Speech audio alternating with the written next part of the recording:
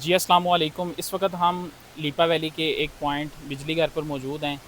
یہاں پہ ہمارے ساتھ طاہر بھائی موجود ہیں جو کہ ہمیں کچھ شاعری سنانا چاہ رہے ہیں، تو ساتھ ساتھ لیپا ویلی کا نظارہ کیجیے اور ساتھ ساتھ شاعری سنیے۔ جی طاہر بھائی، آج ہمیں آپ کیا سنائیں گے؟ جی حذیفہ بھائی، یہاں پہ جب ہم پہاڑوں میں آئے تو مجھے یہاں پہ ایک بک ملی جو کہ ایک ناول ہے۔ اس کے اندر بہت ہی قیمتی اشعار لکھے ہوئے ہیں۔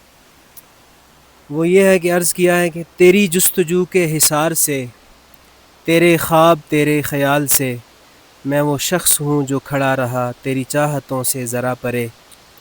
کبھی دل کی بات کہی نہ تھی، جو کہی تو وہ بھی دبی دبی، میرے لفظ پورے تو تھے مگر تیری سماعتوں سے ذرا پرے۔